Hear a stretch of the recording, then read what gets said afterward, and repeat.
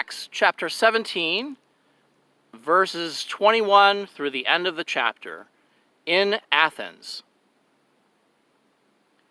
All the Athenians and the foreigners who lived there spent their time doing nothing but talking about and listening to all the latest ideas.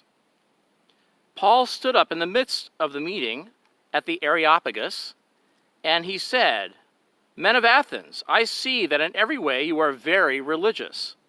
For as I walked around and looked carefully at your objects of worship, I even found an altar with this inscription, 'To an unknown God.'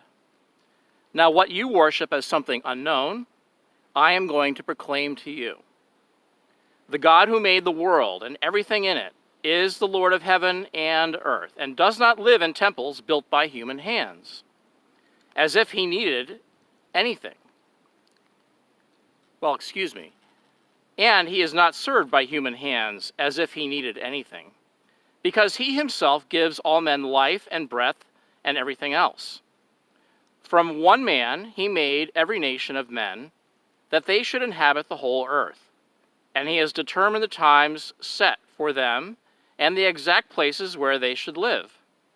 God did this so that men would seek him and perhaps reach out for him and find him, though he is not far from each one of us.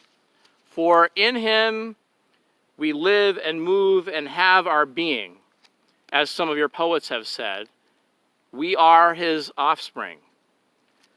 Therefore, since we are God's offspring, we should not think that the divine being is like gold or silver or stone, an image made by man's design and skill. In the past, God overlooked such ignorance, but now he commands people everywhere to repent. For he has set a day when he will judge the world with justice by the man that he has appointed. He has given proof of this to all men by raising him from the dead." When they heard about the resurrection of the dead, some of them sneered, but others said, "We want to hear you again on this subject." At that, Paul left the council. A few men became followers of Paul and believed. Among them was Dionysius and a member of the Areopagus, others. Thanks be to God.